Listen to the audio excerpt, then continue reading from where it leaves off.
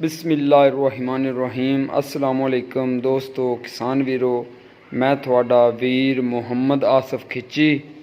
दोस्तों अज थोड़े वास्ते लैके आया 565 और नाल ने उन्होंने ओनर जिन्हों ने ट्रैक्टर खरीदा है और उन्होंने आप गलबात करांगे कि 565 उन्हें किन्ने का खरीदा है और ये कैसा ट्रैक्टर है, इन्हें चलावन विच कैसा है और किन्नी इंदे ते ज़मीन जिहड़ी है वाह रहे ने और इनका खर्चा कैसा है और इनकी परफॉर्मेंस कैसी है और ये किन्नी देर तो इन इस्तेमाल कर रहे हैं और इन्हें किन्ने का लिया है और जेडे इनके मद्दे मुकाबले ट्रैक्टर ने उन्होंने इन्हों के पैसों का कितना फ़र्क है और ताकत का कितना फ़र्क है और डीजल का कितना फ़र्क है। तो आप उन्होंने भाईरां दे नाल गल करने हैं और चल के पुछने हैं, थानू तारफ़ कराने हैं। अस्सलामुअलैकुम जी। वालेकुम अस्सलाम जी, अपना तारफ़ कराओ किसान वीरां नू। शाहनवाज महार जी साबू का शाहनवाज महार साबू के मार साबू के महार बसीरपुर ज़िला उकाड़ा। हाँ जी जी, तो ये ट्रैक्टर तुसी कदों खरीदा है, कितनी देर हो गई खरीदे नूं? समझ 4 महीने हो गए खरीदे नूं। 4 महीने हो गए ने। तो ये किन्ने दा खरीदा सी? 9.5 लाख का तो ये तुसी इनू कैसा पाया? ट्रैक्टर कैसा है? ट्रैक्टर बहुत अच्छा है जी, बहुत अच्छा है। बहुत जोर लगाता है और फिर ना तेल की एवरेज भी सही देता है।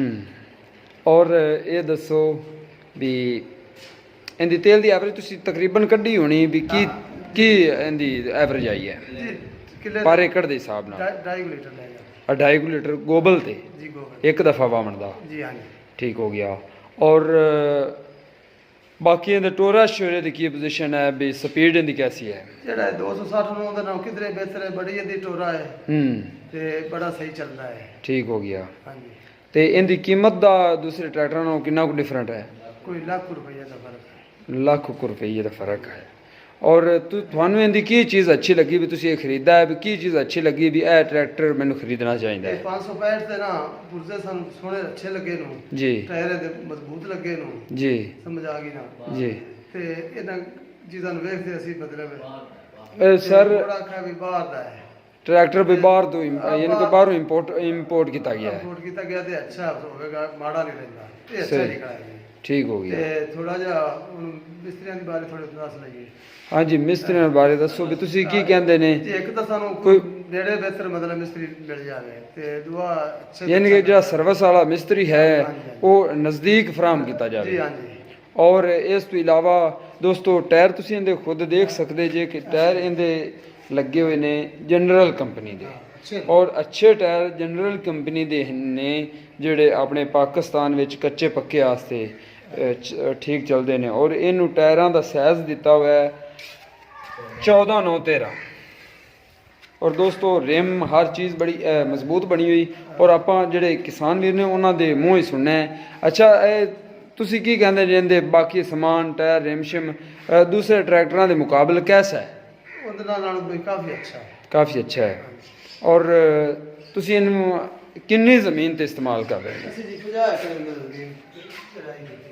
अच्छा 50 एकड़।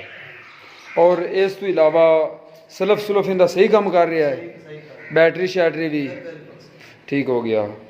और इनदे विच थानू कमी की महसूस लगती भी जी कंपनी नूं इहदे विच कोई चीज़ बदलनी चाहिए है? ਜਿਹੜੀ ਆ ਸਰਵਿਸ ਵਾਲੇ ਮਿਸਤਰੀ ਨਹੀਂ ਅੱਛੇ ਮਿਲਦੇ ਪਏ।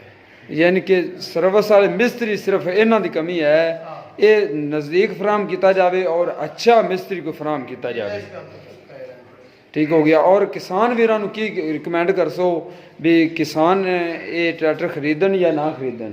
जी उनकी वजह है उन्होंने ट्रैक्टर काफ़ी खरीद लवाना है, बस कणक का इंतजार करते बने ट्रैक्टर देखते हैं तो काफ़ी लोग मेरे को आते हैं भी आप एक ट्रैक्टर 10,000 मेरे पिंड दे आए। ठीक हो गया भी ये ट्रैक्टर मैं लेना है। दोस्त कहते ने ये ट्रैक्टर मैं लेना है भी बस कणकां कुणकां चौं गईयां तो ट्रैक्टर लेना है। यानी कि ट्रैक्टर बहुत अच्छा है, बहुत लोगों पसंद किया है और मैं खुद भी दोस्तों पसंद करना क्योंकि ट्रैक्टर की लुक बहुत प्यारी है। और जोड़ा इहदे पंप है वो ब्राज़ील का लगा हुआ है, इंपोर्टेड डेलपी का पंप लगा हुआ है। और दोस्तों साढ़े को इत्थे बारिश आई हुई 2-4 दिन तो जिंदी वजह तो मैं इनू हुण चला नहीं सकता, वरना तुहानू चला के इनकी परफॉर्मेंस चैक करावनी सी हल्लां ते और डिस्कां दी। और इंशाअल्लाह जिवें ही मौसम सैट हुंदा है मैं परफॉर्मेंस चैक करावांगा इनकी हल्लां ते और डिस्कां ते भी। ते ਇਹਦੇ ਮਗਰ ਤੁਸੀਂ ਡਿਸਕਾਂ ਕਿੰਨੀਆਂ ਤਵੀਆਂ ਇਸਤੇਮਾਲ ਕਰ ਰਹੇ ਜੀ? ਅਸੀਂ ਜੀ 16 ਵੀ ਪਾਈ ਰਹੇ ਹਾਂ 18 ਵੀ ਪਾਈ ਰਹੇ ਹਾਂ 18 ਵੀ ਪਾਈਆਂ, ਕਿਹੜੀਆਂ ਇਹਦੇ ਮਗਰ ਸਹੀ ਚੱਲਦੀਆਂ ਨੇ? ਜੀ ਦੋਵੇਂ ਸਹੀ ਚੱਲਦੀ ਹੈ। ਦੋਵੇਂ ਸਹੀ ਚੱਲਦੀਆਂ ਨੇ।